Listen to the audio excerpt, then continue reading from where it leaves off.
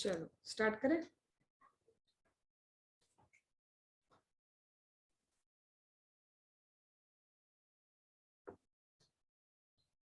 सार्थक कितना हुआ? सच सच गुड आफ्टरनून मैम।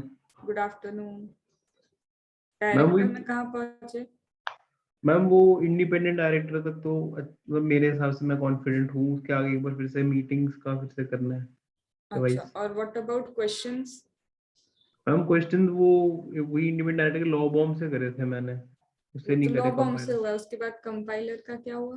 कंपाइलर से मैम ज्यादा करने का भी मिला नहीं, तो अभी करूंगा। अब तुम्हें मैं बताऊं, जब तुम लोग ने बोला ना क्वेश्चन खुद कर लेंगे, एक बार में छोड़ दिया मैंने, ठीक है। अब देख लो, अगर हमने क्लास में नहीं किया तो वो पेंडिंग चीज अब तक पेंडिंग नहीं ही है। मैम वो अभी आज आज करूंगा ना शाम को। तुम कितना भी कर लो सार्थक, एक चीज होती है ना जबरदस्ती बैठ के कर लेना, और एक होता है कि हम कर लेंगे। दोनों में डिफरेंस होता है।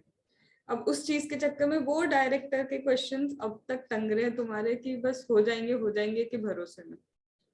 वो चीज पता है, अपन 2 दिन की जगह, देखो क्लास 30 दिन की जगह 45 दिन जाएगी, पर तुम्हारे क्वेश्चन के साथ तो खत्म होंगे ना। Are you getting the benefit? कि एक बार, कम से कम एक बार दिमाग में गया तो से कि इस टाइप के क्वेश्चन है। तुम्हारे वो क्वेश्चन होते तो मेरे पास डायरेक्टर की एडजस्टमेंट शीट बनी पड़ी है, ऑलरेडी है, जिसमें सारे क्वेश्चन मुनीश भंडारी और तुम्हारे कंपाइलर है, उनको कंबाइन करके मैंने सबके एडजस्टमेंट लिख के रखे। तो अगली बार से मैं तुम लोग की नहीं सुनने वाली। इन शॉर्ट, चाहे 3 दिन एक्स्ट्रा लग जाए, लेकिन मैं क्वेश्चन करवा के ही क्लोज करूंगी चैप्टर को। ठीक है, आई होप तुम्हें डायरेक्टर से शायद समझ में आ गया होगा। उस वक्त बोलती तो ऐसा लगता यस हो मैम। जाएगा हो जाएगा। अब देखो, हमारी शायद 17 या 18 को बैच चालू हुई थी, और अब तक डायरेक्टर के क्वेश्चन पेंडिंग में। ठीक है, जिसमें से 3 तो छुट्टियां भी आ गई थी बीच में। फिर चलो, तो अब से अपन ऐसा नहीं करेंगे, क्वेश्चंस कंप्लीट किए बिना कोई भी क्वेश्चन चैप्टर कंप्लीट नहीं होगा।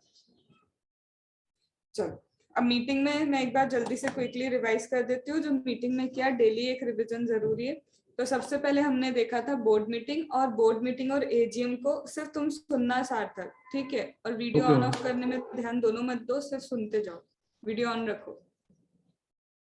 चलो, सबसे पहले यहाँ पे हमने क्या किया था, board meeting of the board, जिसमें हम बोर्ड मीटिंग और सबसे पहले एनुअल जनरल मीटिंग का कंपैरिजन देख रहे थे। हमने देखा था एनुअल जनरल मीटिंग कहीं नहीं, सिर्फ ऑफिस जहाँ पे या फिर लोकेशन जहाँ पे ऑफिस की, वहीं एनुअल जनरल मीटिंग होनी चाहिए। पर बोर्ड मीटिंग आप इंडिया में करो या फिर इंडिया के बाहर करो, कोई यहाँ पे क्या है दिक्कत नहीं थी।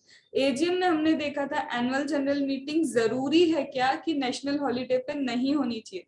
पर अगर मैं नॉर्मल मतलब ओरिजिनल बोर्ड मीटिंग की बात करूं तो वो किसी भी दिन हो सकती है, वो वर्किंग डे हो, नॉन वर्किंग डे हो, तुम्हारा नेशनल हॉलीडे हो, कोई फर्क नहीं पड़ता। फिर एजीएम के लिए बोला था बिजनेस आवर्स में ही एनुअल जनरल मीटिंग होनी चाहिए, लेकिन बोर्ड मीटिंग कभी भी हो सकती है, उसके कोई बिजनेस आवर्स नहीं है। आप चाहो तो रात को 2 बजे भी बोर्ड मीटिंग करो, किसी को कोई दिक्कत नहीं है। यहाँ तक का कॉन्सेप्ट याद है? फिर हमने बोला था ओरिजिनल मीटिंग तो कभी भी हो सकती है बोर्ड की, लेकिन अगर मीटिंग एडजॉर्न हो गई, और ये जो मीटिंग एडजॉर्न हुई है अगर for the want of quorum हुई है, तो उसमें 2 चीजें चेक करनी पड़ेगी। क्या कोरम के कारण अगर एडजॉर्न हुई है और आर्टिकल में कुछ लिखा है, अगर आर्टिकल में कुछ स्पेसिफिक लिखा है तो हमें वही प्रोविजंस को कंप्लाई करना है, भले ही फिर आर्टिकल बोलता हो कि नेशनल हॉलीडे पे भी एडजॉर्न मीटिंग हो सकती है, तो हो सकती है। लेकिन अगर आर्टिकल में कुछ भी नहीं लिखा है, तो यहाँ पे एक्ट बोलता है, क्या बोलता है? एक्ट बोलता है कि नेशनल हॉलीडे को एडजॉर्न मीटिंग नहीं हो सकती। इसका मतलब अगर आपका नेशनल हॉलीडे आ रहा है तो नेक्स्ट सक्सीडिंग डे पे आपकी बोर्ड मीटिंग शिफ्ट हो जाएगी। इसके बाद में एडजॉर्न जरूरी थोड़ी ना कोरम से ही हो, नहीं है। अगर कोरम से जरूरी नहीं है तो यहाँ पे क्या हो जाएगा, नेशनल हॉलीडे आपको चेक करना मतलब यहाँ पे किसी और रीजन से तो आपको नेशनल हॉलीडे चेक ही नहीं करना है, तब मीटिंग आपकी किसी भी दिन हो सकती है। इसका मतलब सिर्फ एक होलसोल चीज ये है कि कोरम के कारण अगर मीटिंग क्या हो रही है, एडजॉर्न हो रही है, तो कोरम के कारण आपको चेक करनी पड़ेंगी चीजें। ठीक है, फिर इसके बाद हमने क्या देखा था, फिर इसके बाद हमने देखा था जब भी हम बोर्ड मीटिंग की बात करेंगे तो कुछ चीजें हमको क्या करनी पड़ेगी, चेक करनी पड़ेगी। सबसे पहले इंटेंशन देखना होगा कि इंटेंशनल होती है बोर्ड मीटिंग। कभी भी बोर्ड मीटिंग क्या है, अनइंटेंशनल नहीं होती है।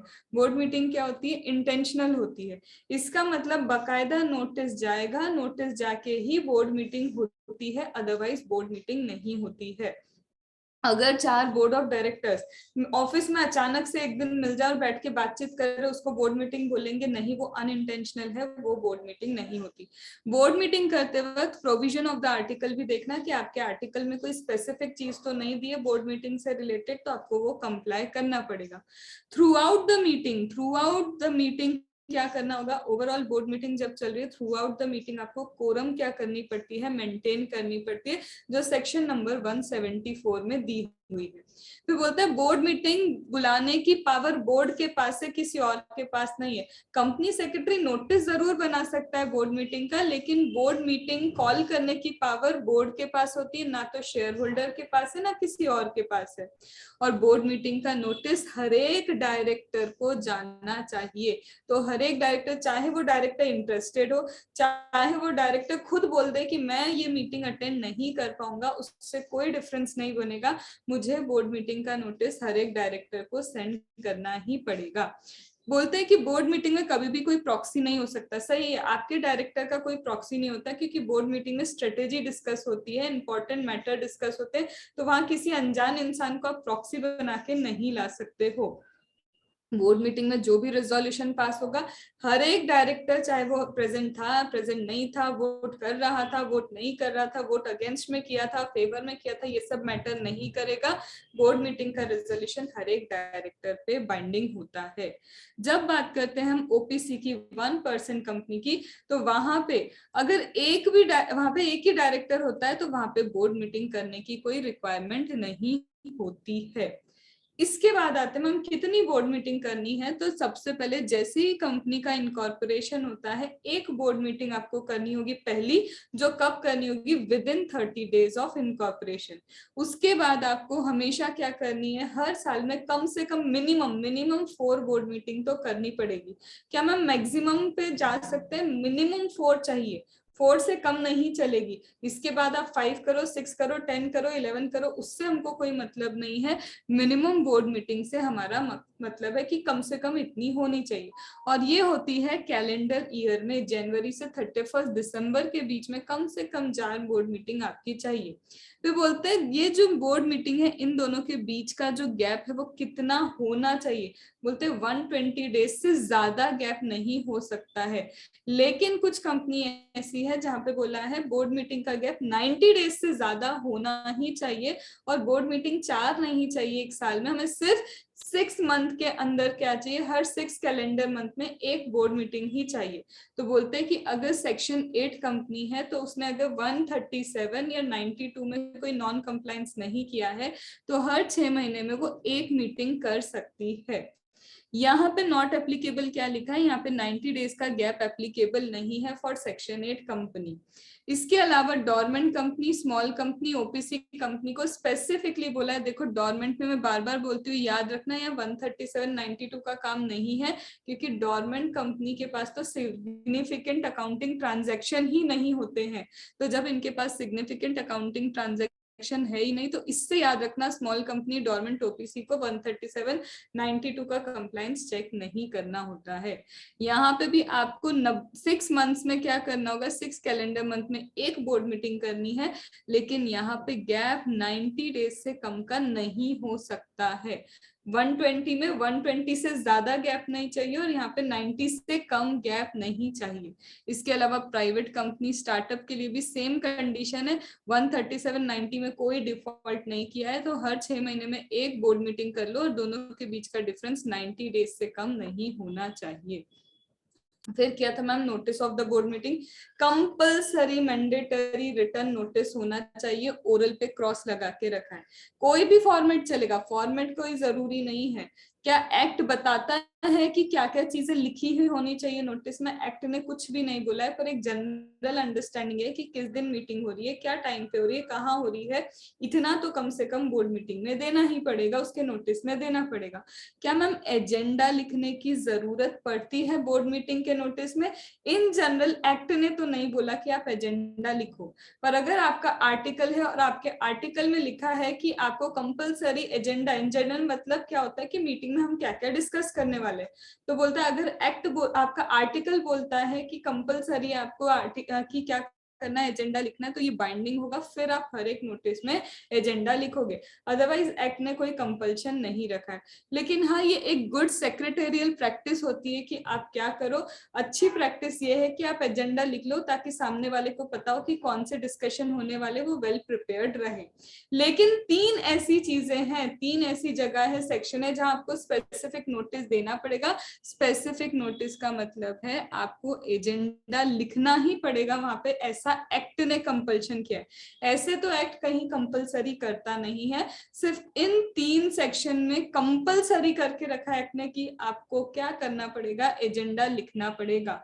सबसे पहला सेक्शन है, अगर एक पर्सन ऑलरेडी किसी कंपनी का मैनेजिंग डायरेक्टर या मैनेजर है, आप उसी को क्या करना चाहते हो, दूसरी कंपनी के मैनेजिंग डायरेक्टर बनाना चाहते हो, तो यहाँ कंपलसरी लिखना पड़ेगा कि भाई ये सामने वाला ऑलरेडी मैनेजिंग डायरेक्टर या फिर मैनेजर है किसी और कंपनी का, और हमें अपनी कंपनी में इसको मैनेजिंग डायरेक्टर बनाना है। यहाँ पे ध्यान रखना, ये यहाँ पे मैनेजिंग डायरेक्टर है, यहाँ पे मैनेजिंग डायरेक्टर आपको अपनी कंपनी का बनाना है, तब भी स्पेसिफिक नोटिस चाहिए। ये यहाँ पे मैनेजर है और आप यहाँ पे इसको क्या बनाना चाहते हो, मैनेजिंग डायरेक्टर बनाना चाहते हो, तब भी स्पेसिफिक नोटिस चाहिए।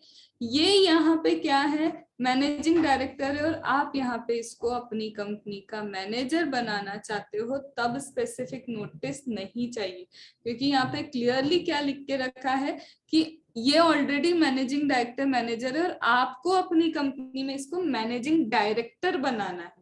तो इसका मतलब ये बंदा यहाँ अगर मैनेजिंग डायरेक्टर की पोजीशन पे आएगा, तभी 203 का सेक्शन बोलता है कि स्पेसिफिक नोटिस चाहिए। उस बंदे को अगर आप यहाँ पे मैनेजर बना रहे हो, तब नहीं चाहिए स्पेसिफिक नोटिस, इस चीज का ध्यान रखना। फिर 188 क्या बोलता है, जब भी कोई कॉन्ट्रैक्ट एग्रीमेंट आप रिलेटेड पार्टी के साथ करते हो, तो बताओ तो सही कौन से रिलेटेड पार्टी, सारे डिस्क्लोजर पहले ही दे दो नोटिस में। तो इसलिए बोलते हैं कि जब भी कॉन्ट्रैक्ट एग्रीमेंट किसी रिलेटेड पार्टी के साथ होता है और आपको बोर्ड मीटिंग में अप्रूवल चाहिए, तो पहले स्पेसिफिक नोटिस जाएगा। फिर आता है, जब भी आप किसी managing director, whole time director को अपॉइंट करते हो, तो क्या टर्म्स एंड कंडीशन है उसके अपॉइंटमेंट के, वो सबको बताना पड़ेगा। तो वहां पे भी आपको क्या चाहिए, बोर्ड मीटिंग का स्पेसिफिक नोटिस चाहिए। ये अप्लाई नहीं होगा गवर्नमेंट एंड प्राइवेट कंपनी पे, बिल्कुल अप्लाई नहीं होगा। फिर बात आती है हमारी नोटिस की, तो बोलते ये जो बोर्ड मीटिंग का नोटिस है, कम से कम 7 दिन पहले, तुमने जिस भी दिन बोला था कि ये मेरी बोर्ड मीटिंग इस दिन होगी, कम से कम 7 डेज पहले क्या पहुंचना चाहिए, तुम्हारा बोर्ड मीटिंग का नोटिस पहुंच जाना चाहिए। क्या मैम शॉर्टन नोटिस भी जा सकता है? हाँ, शॉर्ट नोटिस जा सकता है, लेकिन वो शॉर्ट नोटिस वैलिड तभी होगा अगर सपोज करो तुम्हारे यहाँ पे इंडिपेंडेंट डायरेक्टर है। अगर तुम्हारे यहाँ पे कोई इंडिपेंडेंट डायरेक्टर है तुम्हारी कंपनी में, कब इंडिपेंडेंट डायरेक्टर होगा, जब 10 करोड़ से ज्यादा पेड अप कैपिटल या फिर equal to 10 crore paid up capital होगी, या फिर टर्नओवर 100 करोड़ और मोर होगा, या फिर aggregate outstanding loan debenture deposit greater than कितने होंगे, 50 करोड़, या फिर आप एक कौन हो, लिस्टेड कंपनी। यही सेम लिमिट हमने किस में देखी थी, ऑडिट कमेटी में भी देखी थी।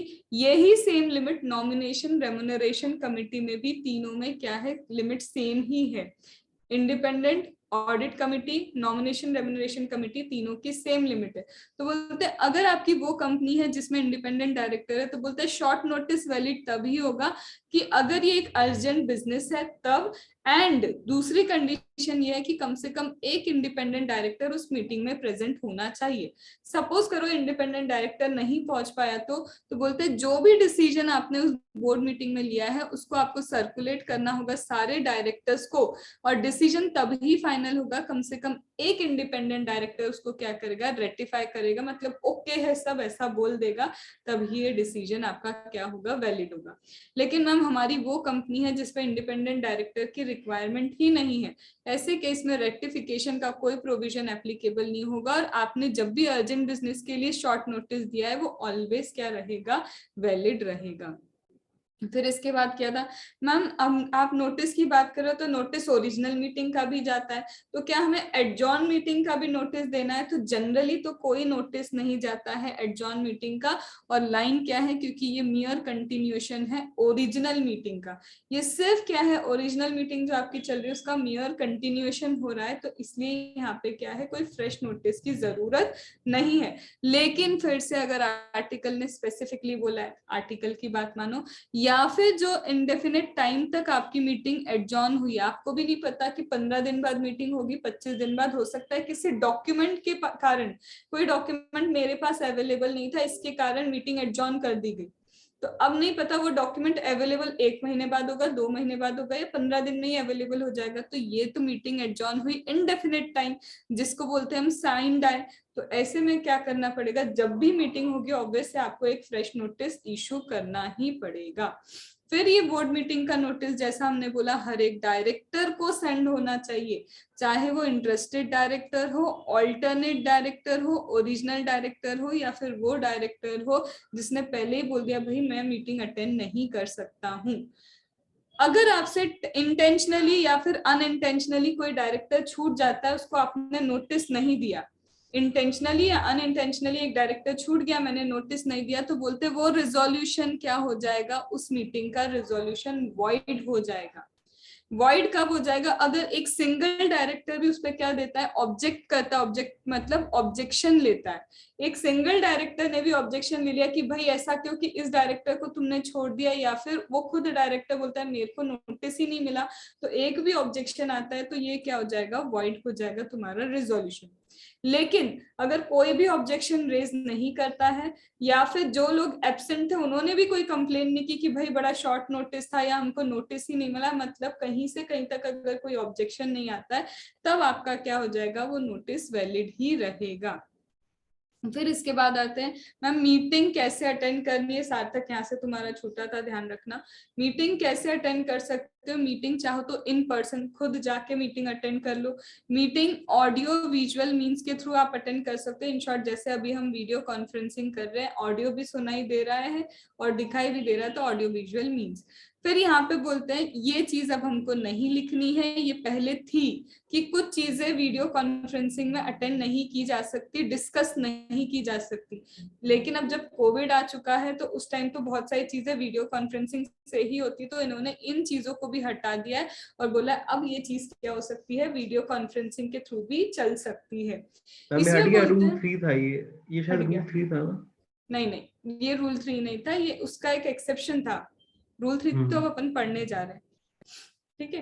तो ये हट गया है कि अब तुमको प्रोस्पेक्टस है, ऑडिट रिपोर्ट हो गई, फाइनेंशियल रिपोर्ट का अप्रूवल, ये सब था, तो अब ये सब की क्या है, जरूरत नहीं है, वीडियो कॉन्फ्रेंसिंग के थ्रू हो सकता है। अब बोलते हैं सबसे पहले इसका एक क्वेश्चन था, क्वेश्चन ये था कि डायरेक्टर को क्या करना है, ऑडियो वीडियो विजुअल मीन्स के थ्रू क्या करना है, मीटिंग अटेंड करनी।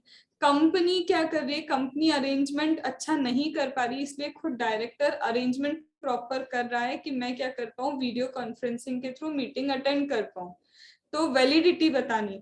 तो वहां क्लियरली लिखा हुआ है कि ये जो अरेंजमेंट होगा, ये अरेंजमेंट कौन करेगा, डायरेक्टर नहीं कर सकता, इसके लिए अरेंजमेंट कंपलसरी कंपनी शैल लिखा है, कंपनी को ही ऑडियो विजुअल मीन्स के लिए अरेंज करना है, डायरेक्टर अपने आप अरेंजमेंट नहीं कर सकता है। फिर जो भी आपके मीटिंग में हुआ है उनको क्या करना है, वो सारी चीजों को रिकॉर्ड करो, रिकॉर्ड करके आपको स्टोर करके रखना होगा। ये शॉर्ट सी चीज है। मैम स्टोरेज कब तक हो जाना चाहिए, ये इंपॉर्टेंट है। स्टोरेज आपका ऑडिट कंप्लीट होने से पहले पहले हो जाना चाहिए, कि जितनी भी मीटिंग हुई है इस बार बोर्ड मीटिंग, ऑडिट के कंप्लीशन से पहले उन सब चीजों का क्या होना चाहिए, स्टोरेज होना चाहिए। फिर इसके बाद नोटिस में कंपलसरी क्या होना चाहिए, नोटिस में कंपलसरी लिखा होना चाहिए कि आपके पास ऑप्शन है, आप चाहो तो इन पर्सन आ जाओ, आप चाहो तो वीडियो कॉन्फ्रेंसिंग के थ्रू आ जाओ, लेकिन ये नोटिस में कंपलसरी ऑप्शन देना पड़ेगा। नोटिस में अगर ऑप्शन नहीं दिया है तो फिर वीडियो कॉन्फ्रेंसिंग की चीज अलाउड ही नहीं है। फिर बोलते हैं कि जिसको भी वीडियो कॉन्फ्रेंसिंग के थ्रू अटेंड करना, पहले बता तो दो कंपनी को कि भाई मैं वीडियो कॉन्फ्रेंसिंग के थ्रू आऊंगा, ताकि कंपनी अरेंजमेंट कर ले, क्योंकि अरेंजमेंट यहाँ पे किसको करना है, कंपनी को करना है। तो तुम बता तो दो, तुम चाहो तो हर मीटिंग के पहले बताओ, तुम चाहो तो 1 साल का पूरा ही बता दो कि पूरे साल में क्या करूंगा, वीडियो कॉन्फ्रेंसिंग के थ्रू ही मीटिंग अटेंड करने वाला हूँ। अब सपोज करो मैम मैंने तो दे दिया कि 1 ईयर तक मैं क्या करूंगी कि वीडियो कॉन्फ्रेंसिंग के थ्रू ही मीटिंग अटेंड करूंगी। अब जिस जगह पे बोर्ड मीटिंग हो रही है सपोज करो वहीं पे उसी सिटी में मैं अभी अवेलेबल हूँ, अब मेरी इच्छा है मैं इन पर्सन चली जाऊं, तो अब तो आप तो बोल चुके हो कि 1 साल तक वीडियो कॉन्फ्रेंसिंग, तो अब क्या इन पर्सन नहीं जा सकते? ऐसा कुछ नहीं है। भले ही इंटीमेशन दे दिया, इंटीमेशन बॉन्ड नहीं करता है आपको कि अब आप कभी भी इन पर्सन जाके मीटिंग अटेंड नहीं कर सकते हो। फिर इसके बाद चेयरपर्सन को ध्यान रखना है कि मीटिंग के वक्त थ्रू आउट द मीटिंग, पूरे मीटिंग में क्या होनी चाहिए, कोरम मेंटेन रहनी चाहिए। मैम शुरू में तो कोरम थी, बीच में कोई बीमार हो गया, कोई चला गया, चलेगा क्या? नहीं चलेगा। Through out the board meeting आपकी क्या होनी चाहिए, कोरम मेंटेन रहनी चाहिए। अब सपोज करो मैम हम लोग क्या है, एक वीडियो कॉन्फ्रेंसिंग के थ्रू एक लंदन में बैठ के वीडियो कॉन्फ्रेंसिंग कर रहा है, बोर्ड मीटिंग अटेंड कर रहा है, एक यूएस में है, एक चाइना में है, एक इंडिया में है, अलग अलग जगह से। इसका मतलब क्या हो रहा है, बोर्ड मीटिंग अटेंड हो रही है। तो क्या माना जाएगा कि बोर्ड मीटिंग एक्चुअल में हुई कहाँ? लंदन में हुई बोर्ड मीटिंग, यूएस में हुई, चाइना में हुई, कहाँ पे हुई बोर्ड मीटिंग? तो बोलते जो वेन्यू आपने नोटिस में लिखा है ना, नोटिस देते वक्त वो जो जगह लिखी होगी माना जाएगा। भले ही तुम कहीं से भी मीटिंग अटेंड करो, डजेंट मैटर, जो वेन्यू आपने नोटिस में लिखा है वही माना जाएगा क्या, कि बोर्ड मीटिंग उसी जगह पे हुई है। ये क्या है, एमसीक्यू के पॉइंट्स है।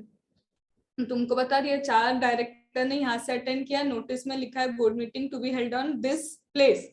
याद रखना क्या टिक करके आना है कि बोर्ड मीटिंग कहाँ हुई है, उस प्लेस पे बोर्ड मीटिंग हुई है। ठीक है।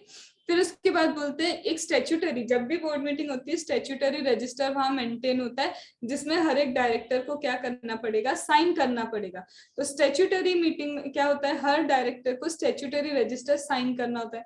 मैम जो लोग इन पर्सन आए हैं मीटिंग अटेंड करने वो तो साइन कर लेंगे, पर ये लोग जो जहाँ पे क्या है इन पर्सन है ही नहीं, वो कैसे साइन करेंगे? तो ये लोग अपना कंसेंट देते हैं कि हाँ हमने बोर्ड मीटिंग अटेंड किया, और इनका कंसेंट मिनट बुक में रिकॉर्ड कर लिया जाता है कि इन्होंने हमको कंसेंट दे दिया, और इनका कंसेंट देना मान लिया जाता है कि स्टैट्यूटरी रजिस्टर क्या हो चुका है, इनके थ्रू साइन कर लिया गया है। फिर इसके बाद बोलते हैं कि मैम जो लोग ऑडियो विजुअल या वीडियो कॉन्फ्रेंसिंग के थ्रू आए क्या कोरम में काउंट होगा? हाँ ये चीज बिल्कुल कोरम में क्या होगी, काउंट की जाएगी, चाहे आप इन पर्सन आओ या फिर ऑडियो विजुअल या वीडियो कॉन्फ्रेंसिंग के थ्रू आओ। ये इंपॉर्टेंट है।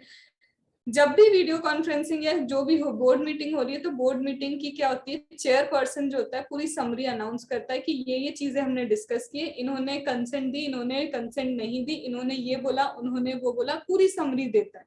ये सारी समरी एक एक चीज क्या होती है, ड्राफ्ट में मिनट्स के ड्राफ्ट बन जाते हैं कि ये बातचीत इसने की, ये वाली चीजें हुई, ये रिजोल्यूशन हुआ, ये सारी चीजें बोर्ड मीटिंग की लिखी जाती।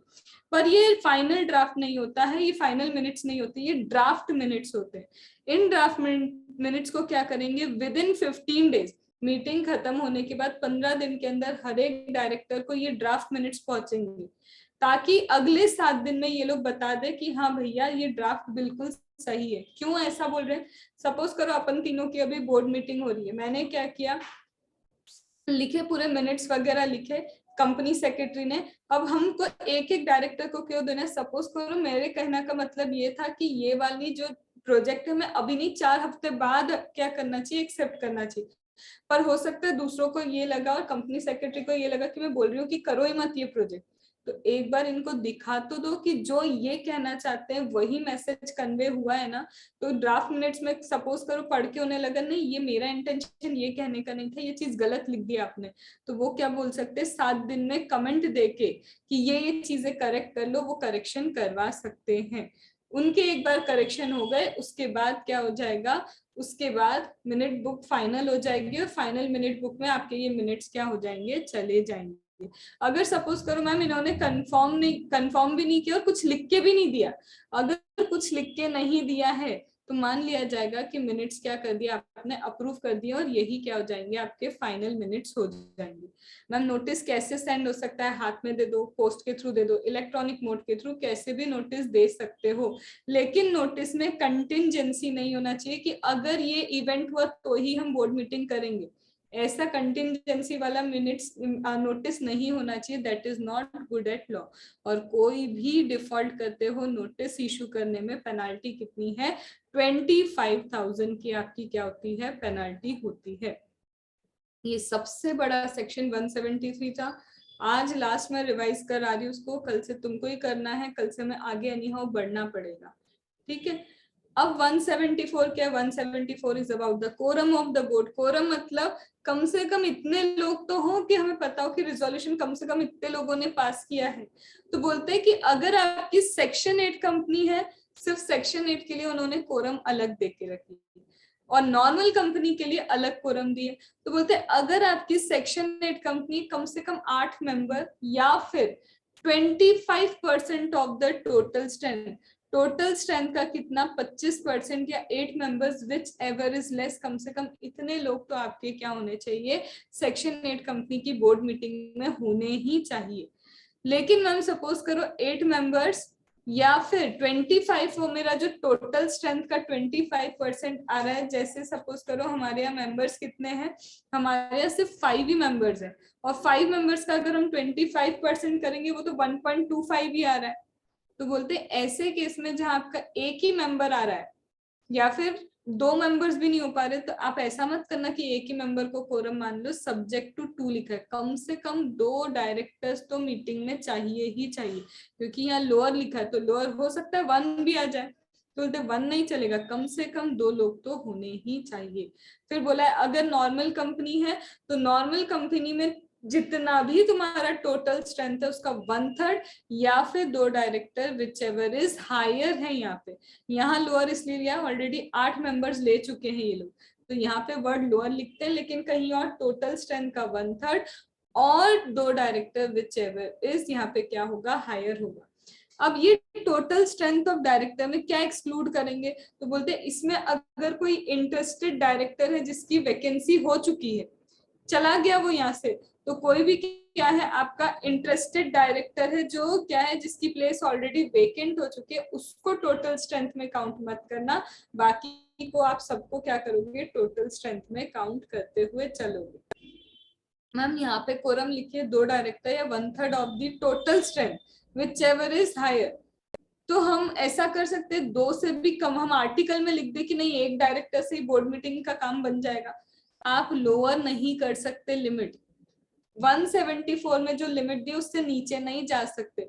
हाँ आपको ऊपर करना है कि नहीं 3 तो चाहिए, 4 तो चाहिए, वो चलेगा, बट 174 की लिमिट से नीचे की लिमिट आप आर्टिकल में सेट भी करोगे तो वो वॉइड है। फिर इसके बाद यहाँ जो सबसे इंपॉर्टेंट है वो ध्यान रखना, कभी भी ऐसा हुआ कि आपके जो इंटरेस्टेड डायरेक्टर है, इंटरेस्टेड डायरेक्टर मतलब ऐसे ट्रांजैक्शन हो रहे हैं कि वो रिलेटेड पार्टी है मेरी, उसको बोलते हैं इंटरेस्टेड डायरेक्टर। तो बोलते हैं अगर आपके इंटरेस्टेड डायरेक्टर 2/3 या फिर उससे ज्यादा हो जाते हैं टोटल नंबर ऑफ डायरेक्टर से, सपोज करो मेरे टोटल नंबर ऑफ डायरेक्टर कितने हैं, 9, ठीक है, तो 9 का मेरा जो 2/3 होता है वो कितना होता है, 6। अगर मेरे total number of interested director कितने हैं, इंटरेस्टेड टोटल के 2/3 निकले, तो बोलता है ऐसे केस में जो बचे हुए डायरेक्टर्स हैं उनको देखो, तो बचे हुए मेरे कितने आए यहाँ पे 3, रिमेनिंग डायरेक्टर जो इंटरेस्टेड नहीं है, तो बोलता है 3 और 2 विच एवर इज लोअर जो होगा ना वो क्या बनेगी, कोरम बनेगी। चलो 9 तक भी मैम कोई दिक्कत नहीं है, क्योंकि टोटल नंबर ऑफ डायरेक्टर्स कितने आ रहे हैं मेरे, अनइंटरेस्टेड 3 डायरेक्टर आ रहे हैं, 3 और 2 विच एवर इज लोअर तक का तो मुझे समझ में आया। लेकिन फिर 9 डायरेक्टर है, 9 का हमने क्या किया, 2/3 किया, वो कितना होता है 6, राइट, अभी हमने देखा। लेकिन तुम्हारे इंटरेस्टेड डायरेक्टर 6 नहीं है, 2/3 से ज्यादा है, मतलब सपोज करो तुम्हारे इंटरेस्टेड डायरेक्टर कितने हैं, 7 है, तो अनइंटरेस्टेड कितने बचे जिनको कोई इंटरेस्ट नहीं है, सिर्फ 9 में से 7 गए तो 2 बचे, तो अभी भी ठीक है, 2 और 2 तो कुछ नहीं, मतलब इन शॉर्ट 2 लोग तो कम से कम कोरम में रहने चाहिए। लेकिन अब क्या हुआ, अब मेरे इंटरेस्टेड डायरेक्टर कितने बचे, 8 इंटरेस्टेड डायरेक्टर हैं, हो सकता है किसी प्रोजेक्ट के लिए 8 डायरेक्टर्स पूरे इंटरेस्टेड हो, किसी ना किसी का कोई रिलेटिव है, कुछ ना कुछ है, तो अब तो मैम अनइंटरेस्टेड सिर्फ कितने बचे, एक ही डायरेक्टर बचा अनइंटरेस्टेड, तो 1 और 2 विच एवर इज लोअर, तो 1 होता है, और 1 कभी कोरम हो ही नहीं सकती। तो यहाँ पे क्या करें, तो यहाँ पे आपको स्पेसिफिकली क्या करना पड़ेगा, एक एडिशनल डायरेक्टर अपॉइंट करना पड़ेगा। एडिशनल डायरेक्टर आप अपॉइंट करोगे, अब रोटेशनल होगा या नॉन रोटेशनल होगा वो भी हो सकता है। मैं एक डायरेक्टर अपॉइंट कर रही हूँ, अब मुझे रोटेशनल अपॉइंट करना है या नॉन रोटेशनल चेक करना। याद है रोटेशनल नॉन रोटेशनल डायरेक्टर के कॉन्सेप्ट, कहाँ पे कितना कम से कम होना चाहिए था, 2/3। तो वहां पे कम से कम 2/3 रिटायरमेंट वाले होने चाहिए थे। तो आपको देखना है कि आपको कैसा डायरेक्टर अपॉइंट करना है, रोटेशनल अपॉइंट करें हम कि नॉन रोटेशनल डायरेक्टर अपॉइंट करें, तो ये चेक करना पड़ेगा हमको। कहाँ पे जाके, डायरेक्टर के 152 सबसेक्शन 6 में एक बार देखना पड़ेगा। याद है हमने एक जगह किया था, जब आपने एक डायरेक्टर को अपॉइंट किया उसके कारण क्या हो रहा है, 2/3 नहीं बन पा रहा है, तो हमको 2 डायरेक्टर्स भी अपॉइंट करने पड़ गए थे। गुंजन याद है वो चीज? तो ये चीज यहाँ पे भी, अगर तुम्हारे क्या नॉन इंटरेस्टेड डायरेक्टर सिर्फ एक ही बचा है तो एडिशनल लेके आओ। और लेके अगर आ रहे हो तो इस केस में क्या होगा, कंपलसरी ध्यान रखना कि कैसा डायरेक्टर लाए, रोटेशनल लाना है नॉन रोटेशनल लाना है, किस टाइप का हमें डायरेक्टर लेके आना पड़ेगा। फिर इसके बाद ये सब चीजें प्राइवेट कंपनी को एप्लीकेबल नहीं होती है। प्राइवेट कंपनी के इंटरेस्टेड डायरेक्टर भी उनको रखना है तो आ जाओ भैया, मीटिंग अटेंड कर लो, हमको इससे कोई दिक्कत नहीं है। अब ध्यान रखो एक और चीज, यहाँ पे क्या हुआ ये हम ऑलरेडी पढ़ चुके हैं। सपोज मीटिंग हुई लेकिन मैम कोरम ही नहीं है, मीटिंग हुई कोरम नहीं है, तो मीटिंग क्या हो जाती है, एडजॉर्न हो जाती है। मैम कब मीटिंग एडजॉर्न होगी, next week same day same time के लिए। लेकिन अगर नेशनल हॉलीडे है तो नेक्स्ट सक्सीडिंग डे होगा, अगर आर्टिकल ने कुछ भी प्रोवाइड नहीं किया है तो। मैम फ्रेश नोटिस इशू करना है, सिर्फ तब इशू करोगे जब आर्टिकल ने बोला है कि फ्रेश नोटिस इशू करो, या फिर तुम्हारा डेफिनेट टाइम नहीं है कब तक के लिए मीटिंग क्या हुई है, एडजॉर्न हुई है। एडजॉर्न मीटिंग की वही डेट रहती है जो ओरिजिनल मीटिंग की डेट होती है, वही क्या होती है तुम्हारी एडजॉर्न मीटिंग की डेट रहती है। रिजोल्यूशन जब पास हुआ, हम रिजोल्यूशन पास हुआ एडजॉर्न मीटिंग में, तो डेट क्या माने हम, एडजॉर्न मीटिंग की डेट माने या ओरिजिनल मीटिंग जब प्लान की थी उसकी डेट माने रिजोल्यूशन की। तो बोलते रिजोल्यूशन का रेट्रोस्पेक्टिव इफेक्ट कभी नहीं होता है। रिजोल्यूशन जिस दिन पास हुआ है उसका इफेक्ट उसी दिन से स्टार्ट होगा। भले ही मीटिंग ओरिजिनल मीटिंग की डेट पे हुई ये मानी जाएगी, लेकिन रिजोल्यूशन जिस दिन पास हुआ है उसी दिन उसका क्या आएगा, इम्पैक्ट आएगा। अब ये ध्यान रखो, अगर मैम कोई भी, if number of director, this is number, if number of director is below quorum, quorum से कम है हमारे पास डायरेक्टर, कोरम ही पूरी नहीं हो पा रही, इंटरेस्टेड वगैरह तो छोड़ दो, इन शॉर्ट हमारे डायरेक्टर रिजाइन करके जा चुके, एक डायरेक्टर बचा है, तो यहाँ पे बोल रहे अगर एक डायरेक्टर बचा, ये डायरेक्टर ही नहीं है, सबको सस्पेंड कर दिया।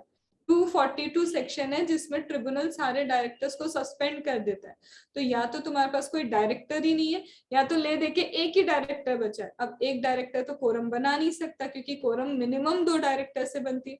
तो बोलते सिर्फ कोरम के लिए जो डायरेक्टर कंटिन्यू कर रहा है वो क्या करेगा, मीटिंग फिक्स कर सकता है सिर्फ डायरेक्टर इंक्रीज करने के लिए। एक ही ऐसी लोती बोर्ड मीटिंग है जो क्यों हो सकती है कि क्या करना है, हमको एक डायरेक्टर चाहिए ताकि हमारी कोरम वापस मेंटेन हो जाए। या फिर वो क्या करेगा, जनरल मीटिंग में क्या करेगा, रिजोल्यूशन पास करवाएगा कि भाई डायरेक्टर अपॉइंट करना है। तो मतलब सिर्फ एक यही रीजन है कि जब आपके पास नंबर ऑफ डायरेक्टर नहीं है तब सिंगल डायरेक्टर भी क्या कर सकता है, मीटिंग कर सकता है, या तो डायरेक्टर अपॉइंट करने के लिए, या फिर जनरल मीटिंग में ये पावर दे रहा है कि भाई जनरल मीटिंग तुम डायरेक्टर अपॉइंट कर दो क्योंकि बोर्ड नहीं अपॉइंट कर सकती है। और फिर से वही ओपीसी वाली बात कि 1% कंपनी को 174 एप्लीकेबल ही नहीं है क्योंकि उसका तो बोर्ड मीटिंग ही एप्लीकेबल नहीं है जहाँ पे एक ही डायरेक्टर होता है। क्या यहाँ तक की बातें रिवाइज हुई, याद आया? गुंजन तुमको रिवाइज हो रही होगी, सार्थक के लिए तो ये फर्स्ट टाइम ही।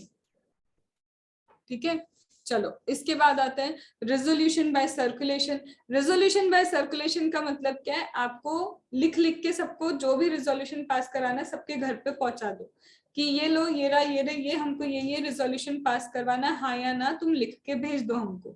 मतलब बोर्ड मीटिंग नहीं बुलवाई हमने, उनको मेल कर दिया या पोस्ट कर दिया, जो भी इच्छा थी रेजोल्यूशन पास कराने की वो हमने बता दिया। लेकिन यहाँ पे कोई भी ऐसा रेजोल्यूशन नहीं पास हो सकता सर्कुलेशन से, जो एक्ट ने स्पेसिफिकली मना किया है कि इसको सर्कुलेशन से पास नहीं किया जा सकता। जैसे कैजुअल वैकेंसी फुलफिल करना, कैजुअल वैकेंसी कभी भी आपकी सर्कुलर रेजोल्यूशन से क्या नहीं हो सकती, रेजोल्यूशन बाय सर्कुलेशन से पूरी नहीं हो सकती। ये कहाँ लिखा है स्पेसिफिकली, एक्ट ने ही ये लिख के दिया है कि आप कैजुअल वैकेंसी सर्कुलेशन के थ्रू क्या नहीं कर सकते, पूरी नहीं कर सकते हो। अब बोलते हैं मैम रिजोल्यूशन बाय सर्कुलेशन की जरूरत ही क्यों है? तो रिजोल्यूशन बाय सर्कुलेशन इसलिए चाहिए क्योंकि बड़ा इंपॉर्टेंट बिजनेस मैटर है, इसको हम नेक्स्ट बोर्ड मीटिंग तक टाल नहीं सकते, अभी ही करना जरूरी है। या फिर इतना रूटीन मैटर है उसके लिए बोर्ड मीटिंग करके करेंगे क्या? तो या तो बहुत इंपॉर्टेंट बिजनेस मैटर है जो इस बोर्ड मीटिंग में हो नहीं पाया, उसको डिफर करना सही नहीं है, या फिर इतना रूटीन नेचर का मैटर है कि उसके इतने से के लिए हम बोर्ड मीटिंग थोड़ी ना बुलवाएंगे, या फिर बोर्ड मीटिंग करने की कॉस्ट इतनी ज्यादा है कि जितना हमको तो बेनिफिट भी नहीं होना है उस चीज से। तो इन तीनों ही केस में क्या होगा, आपकी क्या कर सकते हो, रिजोल्यूशन बाय सर्कुलेशन आप कर सकते हो। लेकिन कंडीशन याद रखना, अगर आर्टिकल ने स्पेसिफिकली मना किया नहीं सर्कुलेशन से नहीं होगा, तो सर्कुलेशन से नहीं होगा। एक्ट के अलावा आर्टिकल भी इसका मतलब क्या कर सकता है, रेस्ट्रिक्शन इंपोज कर सकता है रिजोल्यूशन बाय सर्कुलेशन के लिए। अब आपने तो क्या किया, ये सबको सर्कुलर भिजवा दिए, जितने भी डायरेक्टर्स है सबको सर्कुलर पहुंच गए। किसने बोला 4-5 डायरेक्टर होते हैं किसी कंपनी में, 10, 15, 20, 25 कितने भी डायरेक्टर हो सकते हैं, सबको क्या किया तुमने, सर्कुलर पहुंचा दिया। अब उसमें से 1/3 डायरेक्टर क्या बोल रहे, नहीं इसको हमें बोर्ड मीटिंग में डिस्कस करना है। तो यहाँ बोलते हैं अगर 1/3 टोटल नंबर ऑफ डायरेक्टर ये बोल रहे कि हमें क्या करना है, इस चीज को बोर्ड मीटिंग में ही डिस्कस करना है, तो इसका मतलब आपका क्या होगा, फिर ये रिजोल्यूशन बाय सर्कुलेशन पास हो ही नहीं सकता। इसके लिए अब तो आपको बोर्ड मीटिंग ही रखनी पड़ेगी। क्या ये बात ध्यान आई, समझ में आ गया? फिर बोलते हैं ये जो आप सर्कुलेशन पहुंचा रहे हो कहाँ पहुंचाओगे, वो सारे डायरेक्टर्स जिसका इंडिया का रजिस्टर्ड एड्रेस है आपके पास, या फिर इलेक्ट्रॉनिक मोड से, इन सबको पहुंच जाना चाहिए। मैम सर्कुलर पास कैसे होगा, मेजॉरिटी, अगर मेजॉरिटी लोग कहते हैं तो सर्कुलर क्या हो जाएगा, पास हो जाएगा, नहीं तो रेजोल्यूशन पास नहीं होगा। और उसमें भी 1/3 लोगों ने बोल दिया नहीं भैया डिस्कशन तो बोर्ड मीटिंग में चाहिए, तो फिर तो डिस्कशन बोर्ड मीटिंग में ही होके रहेगा। लेकिन यहाँ पे इंटरेस्टेड डायरेक्टर वोट नहीं कर सकते, भले ही ये रिजोल्यूशन बाय सर्कुलेशन हो, बट इंटरेस्टेड डायरेक्टर क्या नहीं कर सकते, वोट नहीं कर सकते। मैम रिजोल्यूशन बाय सर्कुलेशन पास हो गया, तो जैसे ही नेक्स्ट बोर्ड मीटिंग आएगी उसके मिनट्स में आपको क्या करना पड़ेगा, इसको इनकॉर्पोरेट करना पड़ेगा। फिर आते section 176। Section 176 is about the validity of the act of the director. बोलते हैं डायरेक्टर को आपने 1 जुलाई को अपॉइंट किया, आपको 15 जुलाई को पता चल रहा है कि ये तो डिस्क्वालिफाइड है, डायरेक्टर की तरह अपॉइंट ही नहीं हो सकता था, आरओसी से अब खबर आ रही है कि भाई ये तो डिस्क्वालिफाइड है, कहीं भी नहीं अपॉइंट हो सकता। तो बोलते हैं कि ये जो डायरेक्टर जिस दिन अपॉइंट हुआ और जिस दिन आपको पता चलता है कि भाई साहब क्या है, डिस्क्वालिफाइड है, तो यहाँ से यहाँ तक का जो टाइम है, यहाँ उसने जो भी कारनामे किए होंगे, जो भी काम किए होंगे, वो सब वैलिड रहेंगे। लेकिन वैलिड सिर्फ वही चीजें हो सकती है जो वैलिड एक्ट हो, इलीगल एक्ट को ये वैलिड नहीं करवाता। सपोज करो यहाँ पे ये इलीगल काम स्मगलिंग कर रहा है, तो स्मगलिंग वैलिड नहीं हो जाएगी, क्योंकि सेक्शन 176 बोलता है इसके सारे एक्ट वैलिड है। इसका मतलब जो चीज वैलिड है सिर्फ वही वैलिड रह सकती है, इलीगल कामों को ये वैलिड नहीं करता है। पर ये डायरेक्टर के लिए सेक्शन, चेयरपर्सन के लिए नहीं है। चेयरपर्सन का अपॉइंटमेंट अगर इनवैलिड है तो 176 नहीं लगता है, वो सिर्फ तुम्हारे डायरेक्टर पे सेक्शन है। चेयरपर्सन का अपॉइंटमेंट इनवैलिड है तो उसके जितने भी काम किए वो इनवैलिड ही होंगे। सिर्फ डायरेक्टर के काम को ये क्या करता है, वैलिडेट करता है। अब किसी पर्सन को मैम पता था कि डायरेक्टर का अपॉइंटमेंट वैलिड नहीं है, फिर भी उसने क्या किया, उसके साथ काम किया, तो बोलते ऐसी कंडीशन में 176 प्रोटेक्ट नहीं करेगा। अगर तुम्हें पहले से ही पता था कि इसका अपॉइंटमेंट वैलिड नहीं है और तुम फिर भी उससे क्या कर रहे हो, काम करवा रहे हो, तो ऐसी केस में 176 वैलिडेशन नहीं लेके आएगा। ये तभी लाएगा जब तुम भी इनोसेंट थे और तुम्हें पता नहीं था, तब ये क्या होगा, 176 लगेगा। मैम पता चलने के बाद अब जो भी एक्ट कर रहा है, तो जब पता चल गया उसके बाद भी उससे काम करा रहे हो, तो सारे के सारे क्या है, आपके काम इनवैलिड ही रहेंगे। फिर इसके बाद आते हैं ऑडिट कमिटी।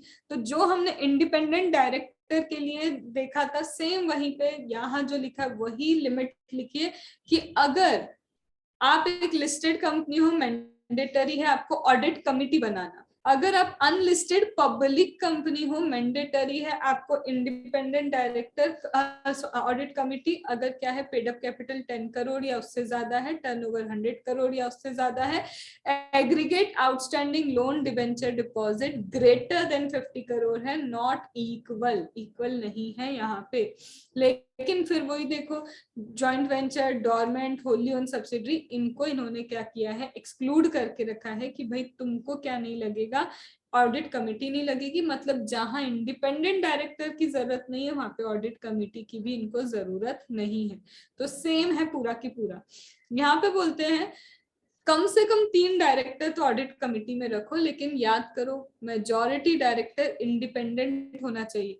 हमने बोला था इंडिपेंडेंट डायरेक्टर लिस्टेड कंपनी में 1/3 होते हैं, अनलिस्टेड कंपनी में कम से कम 2 इंडिपेंडेंट डायरेक्टर चाहिए। और अगर ऑडिट कमेटी उस कंपनी पे लगती है तो एक चीज समझो ना, इंडिपेंडेंट डायरेक्टर है मतलब हमेशा ऑडिट कमेटी है उस कंपनी में, क्योंकि दोनों की कंडीशन ही सेम है। तो जहां इंडिपेंडेंट डायरेक्टर है वहां ऑडिट कमेटी, चेक कर लो ऑडिट कमेटी के डायरेक्टर्स जितने भी हैं मेजॉरिटी क्या होने चाहिए, इंडिपेंडेंट होने चाहिए। तो एक्चुअल में क्या होगा, ऑडिट कमेटी के डायरेक्टर्स के हिसाब से डिसाइड होगा कि उस कंपनी में नंबर ऑफ इंडिपेंडेंट डायरेक्टर कितने होंगे। बोलता है हमारे ऑडिटर और केएमपी क्या कर सकते हैं, मीटिंग अटेंड कर सकते हैं ऑडिट कमेटी की, लेकिन वहां पे क्या नहीं कर सकते, वोट नहीं कर सकते वो लोग। ऑडिट कमेटी हमारे ऑडिट करने नहीं आई है, पर वो पूरे फंक्शंस आपके देखेगी, ऑडिटर वही अपॉइंट करेगी, फाइनेंशियल स्टेटमेंट वही देखेगी। तो बोलते हैं तुम्हारे जो ऑडिटर इन्होंने अपॉइंट किए हैं या फिर रिकमेंड किए और तुम्हारे की मैनेजर पर्सनल, इनसे मीटिंग कर सकते हैं, लेकिन इनकी मीटिंग में वोट नहीं कर सकते हैं। जैसे ही आपकी ऑडिट कमेटी बन जाए बोर्ड रिपोर्ट में लिख देना। और कई बार ऐसा होगा बोर्ड ने क्या किया है, ऑडिट कमेटी ने जो रिकमेंडेशन दिया कि इस ऑडिटर को अपॉइंट कर लो, इन्होंने नहीं माना, तो इन्हें बोर्ड रिपोर्ट में रीजन देना पड़ेगा कि क्यों ये ऑडिट कमेटी के डिसीजन को नहीं मान रहे, रिकमेंडेशन को नहीं मान रहे। ये पेनल्टी कंपनी को 5 लाख होगी, ऑफिसर को 1 लाख, और ये सेम पेनल्टी नॉमिनेशन रेमुनेशन की, यही पेनल्टी तुम्हारी विगल मैकेनिज्म कमेटी की भी है। अब सबसे इंपॉर्टेंट इसमें ओमनीबस अप्रूवल। ओमनीबस अप्रूवल सिर्फ रिलेटेड पार्टी का ट्रांजैक्शन है तभी जरूरत पड़ती है। ओमनीबस मतलब एक बार में अप्रूवल लेना। ओमनीबस का मतलब क्या है, वन टाइम अप्रूवल लेना। फाइनेंशियल ईयर, एक ही फाइनेंशियल ईयर के लिए एक साथ इसने क्या दे दिया, अप्रूवल दे दिया। लेकिन जब क्या होता है ट्रांजैक्शन होल्डिंग कंपनी या होल्डी ओन सब्सिडरी के साथ होता है, होल्डिंग कंपनी सब्सिडरी कंपनी आपस में ट्रांजैक्शन कर रही है, या फिर सब्सिडरी अपने आपस में क्या कर रही है, ट्रांजैक्शन कर रही है, तो उसको रिलेटेड पार्टी नहीं बोला जाता है। तो बोलते हैं कि यहाँ पे ये अप्लाई नहीं होगा होल्डिंग होल्डी ऑन सब्सिडरी के साथ। अगर हमारी कंपनी ट्रांजैक्शन कर रही है तो वहां पे ओमनीबस की जरूरत नहीं है। तो यहाँ पे बोला है कि अगर रिलेटेड पार्टी के साथ क्या हो रहा है, ट्रांजैक्शन हो रहा है, तो मैंडेटरी है ऑडिट कमेटी से अप्रूवल लो। क्यों भाई, ऑडिट कमेटी में majority of the directors are independent director. वो तुम्हें बताएंगे कि हाँ भाई सही में तुम्हें यहाँ ट्रांजैक्शन करना चाहिए या नहीं, क्योंकि डायरेक्टर को गुड फेथ में काम करना है, खुद के लिए बायस होके काम नहीं करना होता है। और डायरेक्टर ही तो कंपनी का दिमाग है। डे 1 पे पढ़ा था, director is the mind of the company. तो बोलते हैं कि ये लोग बताएंगे कि ये ट्रांजैक्शन अच्छा है या नहीं, क्योंकि डायरेक्टर बायस्ड हो सकता है। तो इसलिए जब जब रिलेटेड पार्टी से ट्रांजैक्शन होगा, मैंडेटरी ऑडिट कमिटी को क्या लेना पड़ेगा, अप्रूवल लेना पड़ेगा। अब बोलते हैं जब भी रिलेटेड पार्टी है तुम्हें मैंडेटरी अप्रूवल लेना है। उनने सपोज करो साल भर का अप्रूवल भी दे दिया, लेकिन ये अप्रूवल कभी भी इस चीज के लिए नहीं माना जाता है। मतलब जब भी तुम्हें किसी अंडरटेकिंग को सेल करना है या डिस्पोज करना है, अलग से अप्रूवल लेना पड़ेगा। ये omnibus approval not apply for selling disposing the undertaking, वहां पे नहीं लगता है। फिर बोलते हैं कि यहाँ पे जब भी ऑडिट कमेटी क्या करेगी, तुमको अप्रूवल देगी, चेक करेगी कितना तुमको मैक्सिमम ओमनीबस अप्रूवल दे। 1 करोड़ का देना है, 50 लाख का देना है, 2 करोड़ का देना है, मतलब ये कितना मैक्सिमम अमाउंट ऑफ ट्रांजैक्शन होना चाहिए। पर ट्रांजैक्शन तुमको कितने की लिमिट देनी होगी, जरूरत क्या है इस ट्रांजैक्शन की और कितनी बार रिपीट होता है ये ट्रांजैक्शन, तो कितनी बार पास्ट में रिपीट हुआ, जरूरत क्या है इस ट्रांजैक्शन की, मतलब जेन्युइननेस पूरी चेक करने के बाद ही आपको ओमनीबस अप्रूवल मिलता है। सपोज करो इस वक्त at this point of time हमें समझ नहीं आ रहा कि इस ये वाली ट्रांजैक्शन की जरूरत ही क्या है रिलेटेड पार्टी से, you can not foresee the need कि क्यों ये ट्रांजैक्शन करना है, तो बोलते फिर सिर्फ 1 करोड़ तक का ये क्या कर देंगे, तुमको ओमनीबस अप्रूवल दे देंगे, मना नहीं कर रहे, फिर एक लिमिट लगा दी कि 1 करोड़ से ज्यादा का ट्रांजैक्शन मत करना। लेकिन अगर समझो कि हर बार जरूरी नहीं है कि एकदम से ऑडिट कमेटी से हम अप्रूवल ले पाए, अब एकदम अर्जेंट है, मुझे कोई चीज रिलेटेड पार्टी से ट्रांजैक्शन करना पड़ा और मैं अभी ऑडिट कमेटी से अप्रूवल एट प्रेजेंट नहीं ले सकती, इतने इमरजेंसी में नहीं हो सकता, तो बोलते हैं कि अगर 1 करोड़ तक का ट्रांजैक्शन है और आपने क्या किया, अप्रूवल नहीं लिया है ऑडिट कमेटी से, तो बोलते हैं ऑडिट कमेटी के पास ऑप्शन है 3 महीने में चाहे तो उससे क्या कर सकती है, वॉइड कर सकती है उस ट्रांजैक्शन को, उन्हें लग रहा है गलत है ये ट्रांजैक्शन, सही नहीं है कंपनी के लिए, तो विद इन 3 मंथ उनके पास चॉइस है, जिस दिन ट्रांजैक्शन हुआ ट्रांजैक्शन की डेट से 3 महीने के अंदर उसको वॉइडेबल करना, किसका ऑप्शन है, ऑडिट कमेटी। अगर सपोज कर लो उन्होंने वॉइड कर दिया ये ट्रांजैक्शन कि नहीं ये तो बिल्कुल गलत है, तो बोलते हैं डायरेक्टर की, अगर डायरेक्टर के रिलेटिव के साथ आपने ये ट्रांजैक्शन किया या फिर जो डायरेक्टर ने अथॉरिटी दी थी कि भाई ये ट्रांजैक्शन कर लो, मैं अथॉरिटी देता हूँ, तो जिस डायरेक्टर ने अथॉरिटी दी या फिर जिस डायरेक्टर के रिलेटिव से ट्रांजैक्शन किया, तो वो वाला जो डायरेक्टर है लॉसेस क्या करेगा, कंपनी को इंडेमनिफाई करेगा, उसको लॉसेस भरने पड़ेंगे कंपनी को अगर ऑडिट कमेटी इसको क्या कर देती है, वॉइड कर देती है। तो फिर आता है हमारा विगल मैकेनिज्म, मतलब विसल ब्लो करो, कुछ भी गलत लगता है कंपनी में तो एम्प्लॉय सामने नहीं आ रहे, एम्प्लॉय सीधे किसके पास जाते हैं, ऑडिट कमेटी के चेयरपर्सन के पास जाते हैं कि ये केस में फ्रॉड दिख रहा है, तो बोलते हैं हर लिस्टेड कंपनी, इन शॉर्ट कोई भी कमिटी हो, लिस्टेड कंपनी को सब कुछ चाहिए क्योंकि कंपनी लिस्टेड है। इसके बाद बोलते हैं अगर तुमने डिपॉजिट एक्सेप्ट किया पब्लिक से, मैम कितना पब्लिक से डिपॉजिट एक्सेप्ट करना है, विगल में कुछ नहीं लिखा, आपने 1 करोड़ का भी डिपॉजिट एक्सेप्ट किया होगा पब्लिक से तो विगल मैकेनिज्म चाहिए, मतलब तुम्हारे यहाँ ये कमिटी चाहिए। लेकिन अगर बैंक से पैसा बोरो किया है मोर देन 50 करोड़ तो वो कंडीशन में बोरोविंग पे 50 करोड़ का क्या है तुम्हारा लिमिट देके रखा है। मैम अगर सपोज करो ऑडिट कमेटी वाली कंपनी नहीं हमारी, ऑडिट कमेटी की कंपनी क्या होती है 10 करोड़ 100 करोड़ या ग्रेटर देन 50 करोड़ वाली, याद आ रहा है, independent audit committee, nomination remuneration committee, तीनों की लिमिट एक ही है, तो बोलते हैं मैम हमको तो ऑडिट कमेटी की जरूरत ही नहीं, तो ऐसे केस में बोर्ड किसी पर्सन को नॉमिनेट करता है कि वो ऑडिट कमेटी जो ये विगल मैकेनिज्म है उसका जिम्मा वो संभालेगा। जैसे ही विगल मैकेनिज्म तुम स्टेब्लिश कर दो वेबसाइट पे बोर्ड रिपोर्ट में लिख दो, कुछ भी गलती हुई तो सेम पेनल्टी जो अभी तुमने ऑडिट कमेटी में की 5 लाख और 1 लाख की पेनल्टी है।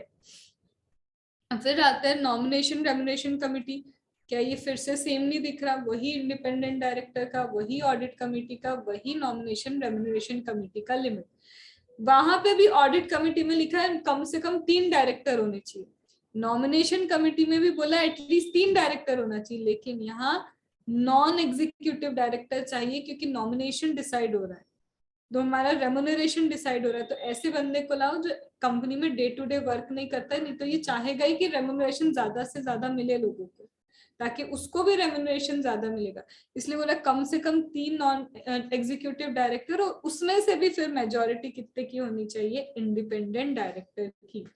इसमें एक चीज याद रखना क्या कि जो पर्सन कंपनी का चेयरपर्सन है वो कभी भी इस कमिटी का चेयरपर्सन नहीं बन सकता है, सिर्फ मेंबर ही हो सकता है, क्योंकि कंपनी चलाने वाला अगर रेम्युनरेशन कमेटी को भी चलाएगा तो वो भी बायस्ड होगा क्योंकि उसको भी तो सैलरी मिलती ही है, तो जो पर्सन हमारा कंपनी का चेयरपर्सन है वो कमिटी का चेयरपर्सन नहीं सिर्फ मेंबर बन सकता है, और जो कमिटी का चेयरपर्सन बनने वाला है उसमें कोई शर्त नहीं है, एग्जीक्यूटिव डायरेक्टर को भी हम चेयरपर्सन बनाने को तैयार है, नॉन एग्जीक्यूटिव डायरेक्टर को भी चेयरपर्सन बना लेंगे। मैम कोई गलती हुई तो वही बोला ना, ऑफिसर का 1 लाख, कंपनी का 5 लाख, सेम पेनल्टी है सारे कमिटी के लिए। फिर बोलता है चेयरपर्सन की ड्यूटी क्या है, हर जनरल मीटिंग को अटेंड करना, लेकिन अगर चेयरपर्सन इन जनरल मीटिंग में नहीं जा पा रहा तो किसी और मेंबर को ऑथराइज कर देगा कि भाई तू क्या कर ले, जनरल मीटिंग अटेंड कर ले। ये हमने कहाँ तक किया था,